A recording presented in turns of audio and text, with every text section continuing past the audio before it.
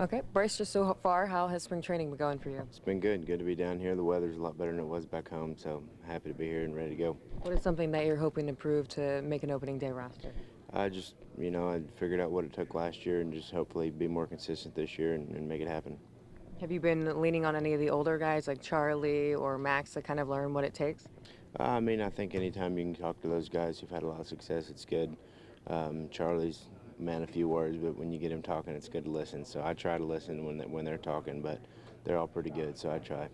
What are your thoughts just on the pitch clock? You've had experience using with it. What was kind of the hardest thing to get adjusted to it? I think when runner's on, it can cause an issue, but without a runner on, I don't think it's a big deal at all. I think people realize that it's way more time than you think, and so at the beginning of the year, games will be really quick, and then people will realize 17 or whatever, however many seconds is a long time. So I think it'll be okay. I think it'll be harder on the hitters than anybody. When you got home and sat down for a couple, what did you learn from your rookie year that you're taking forward? That the things I've always done in baseball allow me to have success at any level. So just kind of understanding that and believing in that, kind of simple as that. How much different is the feeling here coming to camp this year than last year? And I don't always think it's great to be comfortable, but I'm a lot more comfortable knowing the guys, knowing kind of what to expect. But with that said, being comfortable, like I said, I'm not shooting for being comfortable. It's just nice to know guys and understand what needs to be done to earn a job.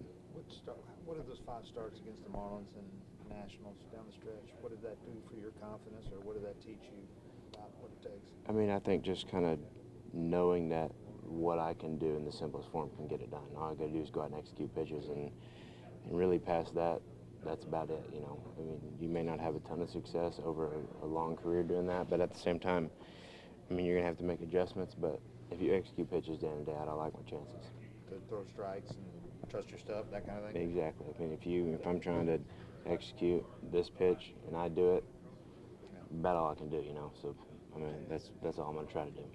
As you kind of put everything in perspective during the offseason, you think about how things have come so fast. Not only from when you were drafted, but 7 years ago, you were thinking, I'm done with baseball. Really. Yeah, it happens quick, and I think that's something that I've had to kind of catch up on. Is it has happened so quick, and I don't want to say I was underprepared, but some of it I didn't know what to expect, and so now I kind of understand what it looks like, what it takes, and so I'm much more prepared this year for sure.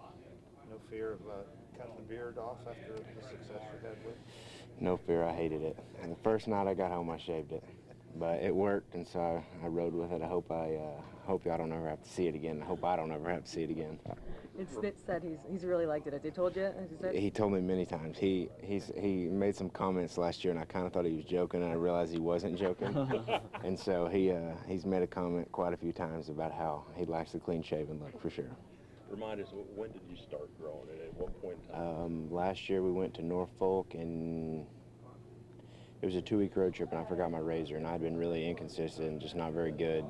And then I forgot my razor, in 2 weeks in a row I threw good, so I was like, well, I'm going to keep it. And then I was going to shave it, and I just kept pitching good, so I was like, well, I'll just keep it. So it worked out. So you did that in a couple of months? I think it was like the middle of June, because I remember going home for the All-Star break, and my mom and my grandma were like, oh no, like they didn't like it. But so yeah, it was, I guess from June to September, or I guess October.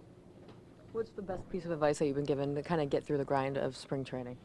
As far as spring training, I think just kind of trust that it's a month and a half long, and don't come in too quick and try to earn a job in the first week. It's a long month and a half, and just kind of gradually get better. And each start you want to get a little bit better. You don't make your first start your best one. When you're competing for a spot on the team, how do you go about, you know the obvious situation, but you still got to control what you can. How do you compete? I guess, slow down in those moments and still kind of just trust it? I think just understanding, you got one day at a time. Kind of like it's a long spring training, and you can't win a job today. So kind of understanding what I have to do today and focusing on that, and not even worrying about tomorrow until you get there. Did you get a chance to talk to Tulo or any of your other coaches here and just kind of, think about what had just happened? Yeah, I talked to Tulo some this offseason, and talked to Devin, even though he was with us last year and going down. I talked to him all the time, but just kind of understanding what I did good, what I did bad, what I need to do better, and just kind of like I was saying earlier, just understanding that all I can do, I'm not going to blow 98 past people. I have to go out and execute pitches, pitch by pitch, and that's what's going to allow me to have success.